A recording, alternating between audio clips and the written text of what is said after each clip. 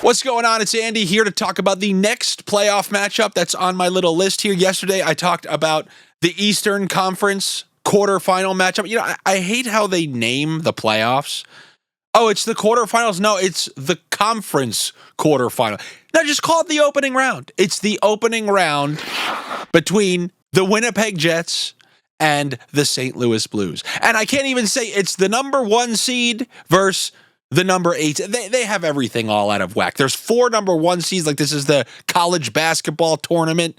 There's wild card. There's 2 wild cards like the NFL. It's like they took college basketball, the NFL, and they just mushed it into one playoff format.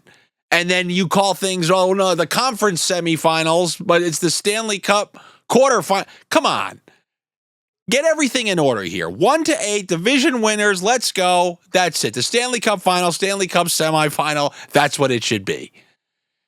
And the opening round should just be called the opening round. That's where we're at right now. Yesterday, I talked about the conference quarterfinal in the East, the 1 seed versus the lowest wild card with the Capitals and the Canadiens. Many people fancy an upset in that particular matchup. And out west, we have the President's Trophy winning Winnipeg Jets. And I'll remind you, President's Trophy winner hasn't won the Stanley Cup in like 3.5 decades or something. Against the red-hot St. Louis Blues, who, like the Canadiens, just stormed towards a playoff spot in this final third of the season. And a lot of people are picking an upset in this one. And you can't really blame them when you think about a couple of the factors here.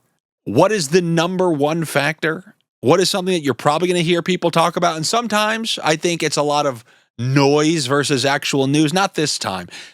I've been highly critical of Connor Hellebuyck. I would absolutely, and you just saw this in that recent players poll, I would absolutely, the thing is, it won't even take me 1 second to put in order the goalies I'd rather have ahead of him. Oh, congrats. Back-to-back Vezinas, it means absolutely nothing because I need to win a Stanley Cup. That's what I'm here. All fans are not showing up to win the random regular season games. Go ask the Sharks in the 2000s. Go ask those Capitals in the 2000s. Go ask those Senators who just had all those good teams and they had all these regular season awards and they could never really break through.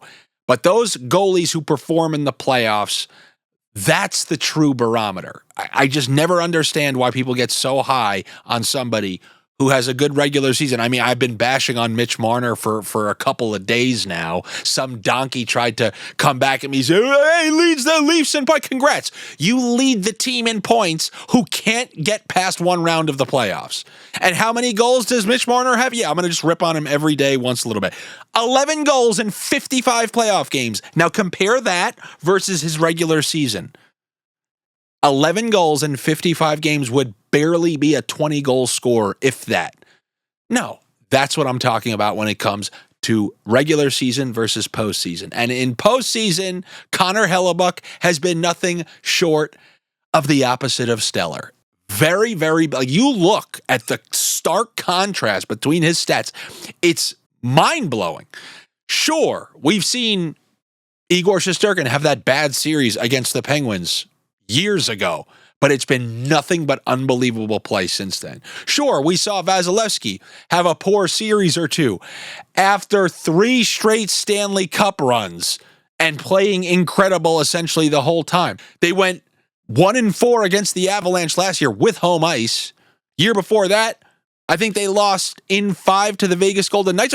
No, they didn't get swept. And then they lost to the scam North Division Montreal Canadiens, literally a non-playoff team who haven't returned to the playoffs by a hair until this year. They got swept by them in the playoffs. So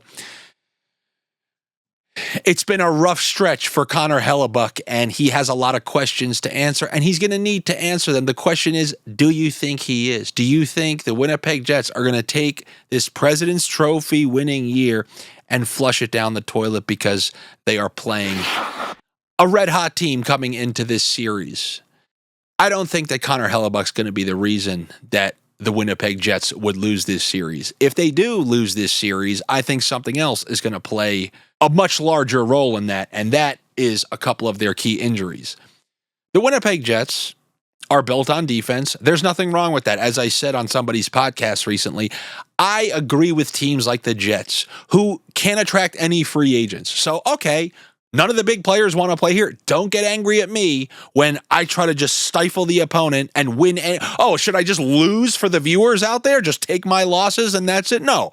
I can't attract big name free agents. They don't typically want to stay in Winnipeg. So I'm going to build a defensive team and do it that way. And then you could all curse at me when they're low scoring, boring games. And it's your fault. You laughed at us when the free agents didn't come here. Now we're laughing at you as we win the President's Trophy. So I agree with what the Jets are doing in terms of their style. You know, I was highly critical of them last year for adding Monahan and Toffoli so that all you YouTube and Instagram and TikTok viewers were happy, thinking it's great that a defensive team added liabilities at forward.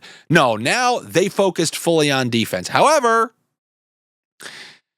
when you do that, you can't afford to lose your few quality offensive producers. And unfortunately, about a month ago, they lost, I would say, their fourth best forward, a first line and top power play member in Gabe Vilardi. That's a pretty big hit for a team who doesn't have a plethora of offensive weapons. And if that wasn't bad enough, last week, Nikolai Ehlers collided with a ref or something, and now he's week to week. So they could be potentially without two of their best four offensive forwards. And this is not some team built like some of those other ones I was talking about. It's not the Kings where they just have all these interchangeable lines. They have limited offensive weapons. So if that's going to be the case, then they definitely need to really dig in their heels and play some crusty defense. These teams just played a couple of days ago, maybe like a week ago, and it was 1-1 late in the third period. I'm expecting to see some more of those in this series, and the Jets pulled that one out at home, and I expect more games to take place like that throughout the course of this playoff series. But, you know, they're not the only team missing players. You have Holloway on the Blues, who was just a massive contributor for them, especially when they brought in Montgomery after the Bruins got rid of a coach that did nothing but succeed for them. Blues scooped him up, and then they just started going on this tear. And why I like Montgomery is because he, just like kind of, you know, the Jets team and the way they do it and the Golden Knights and all, you know, winning organizations, they put the primary focus on playing solid defense.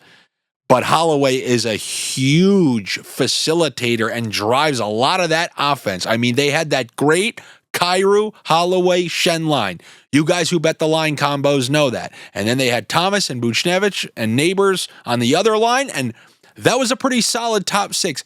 All of a sudden, you remove Holloway, and now the Blues are in this random dilemma. Do we put Kyrou with Thomas and Buchnevich and really try to load up there, or do we try to divvy it up? It's not the ideal situation. So that one player for the Blues makes a massive difference. But I will say this, they did lose him, but they got back a player in Colton Parayko. You're talking about one of the top minute eaters for Team Canada, who was crucial to them on their 29 Stanley Cup playoff run. So he's back in that lineup, and it's definitely going to help. This is one of those series I was talking about, like how in the previous video, I said, if you have a lead, you cannot blow that lead. When goals are hard to come by, you need to know how to clamp down. And one thing that I like about the Blues is they have some true veteran defensemen who are not going to be overwhelmed by the moment. I mean, they even traded for Cam Fowler, another veteran. I mean, they already had Falk. They already had Nick Leddy. They have so many veterans to begin with, and that's a defensive core that you can truly rely on in any of these types of games. But the question for me about St. Louis and somewhat Winnipeg, are they going to be able to generate enough offense against a team that once again for the second straight year let up the fewest goals in the NHL? It's not easy. And here's what I'll say. The Winnipeg Jets did lose to the Colorado Avalanche last year. Colorado's a very unique team. They have some of the best players in the NHL. Some would say they have the best forward in the NHL, and pretty much everyone would say they have the best defenseman in the NHL. Those guys are huge difference makers. And that power play just went off, and their best players kept finding the score sheet. And just that little guy, the opposite of a little guy, Val Nichushkin, who I said is just the prototypical type of playoff player. So that was part of the reason they lost that series. Then before that, they played the Stanley Cup champions, Vegas Golden Knights, who were an incredible team. They pretty much waxed everybody. Nobody even took them to 7. So I think this series differs from the previous two. Every series is kind of its own thing. They lost to 2 really good teams. And last year really was just a case of they traded for those players, their identity kind of changed, and then the Colorado Avalanche just went in there and went wild. This is a team in the St. Louis Blues who I believe are trying to do somewhat similar to what the Winnipeg Jets are going to do. And I don't think the Blues are going to out-Winnipeg Jets the Winnipeg Jets. And that's just my particular feeling on this series. If the Blues were a different team, if it was the Minnesota Wild and maybe they had like a Kaprizov, maybe something like that, and that 5-forward power play they have started to click. But when I look at the St. Louis Blues, I don't see any true difference makers. And I don't see, like when I mentioned teams like the Golden Knights and the Kings, where it's 3 lines, one of them needs to come through for you. I think they're going to be relying a ton on Thomas and Buchnevich, and they are very, very good players. There are no superstar forwards on this team. There are no Kaprizovs. There are no ultra elite talents, which is what I think you kind of need to generate and break through against a team like the Winnipeg Jets. And also, you got to think the Jets have learned from their mistakes of yesteryear. So while I love so much about the Blues, I love that they got Montgomery. I love that they put the focus on defense, and you can clearly see the results in this final stretch of the season. But just because Winnipeg lost last year to kind of a star-studded Colorado team who happened to just click on all cylinders over those course of games, and to the Vegas Golden Knights who won the Stanley Cup convincingly, it doesn't mean they're just some full choke artist team. I'm pretty sure the year before that, or the year after the bubble year, where it was like that weird modified COVID year with separate divisions, I think they took out McDavid and the Oilers. And I think they pretty much held Draisaitl and McDavid off the score sheet for the most part in comparison to, how they typically do in playoff series. So they have shown that they can do it. They've shown that they can keep talented teams off the score sheet. The only question that remains for me about the Winnipeg Jets is something going to happen with the offense? Because they had the number 1 power play in the NHL. But as I said it when this happened, Gabe Vilardi is a member of that 5-man unit. You can't just remove a member of the number 1 offensive power play in the entire NHL, and it's going to be the exact same thing, because whoever goes in there to replace Vilardi is going to have somewhat of a different skill set, unless you can just have some Superman 2 clone of him, but that doesn't exist. So there's going to be a different type of power play, and since that point that he went out of the lineup, they had the number 17 power play. Now, their expected power play goals were higher than that, showing that they were still able to kind of generate some chances. But when all was said and done, they had the number 17 power play from the point where Vilardi went down to the end of the season. And if that power play is not operating, you're talking about a straight-up one-line team. You're talking about Connor, Scheifele, Iafallo, and then you can hope Perfetti and Nemestikov, but without Ehlers, man, are they really thin. So they're going to need that power play to come through, and they obviously need Connor Hellebuyck to do what he does. And we take for granted, but they just need to play that defense that has worked so well for them during the regular season. You guys know I always favor defensive teams throughout the course of the playoffs. This is the best defensive team of the regular season. And man, they just to lose a series in the first round like this would be absolutely devastating. I think they will get over the hump here. And I found a little something crazy to give you guys. I just told you how Gabe Vilardi just started skating. He was not practicing with the team. He started skating. They're listing him as day-to-day. But I'll be shocked if he plays in a total of 1 day from now. So they have a bet that I saw on ESPN Bet. Head-to-head goals. Jordan Kyrou versus Gabe Vilardi. Yeah, go ahead. Give me Kyrou. And I'll take the chance that if Vilardi comes back game 3, how about this? There are 2 top players, and if I told you one was missing 2 games, you'd call me an idiot not to take that. So we're always looking for slight little advantages. That's one that I happened to find when I was just sniffing around for all you people. So that's what I like there. And honestly, I think minus 190 is not the worst price in the world for the Winnipeg Jets. It's the President's Trophy winning team. And it's not just some outlier year like the Capitals where you could be scared. We've never seen it.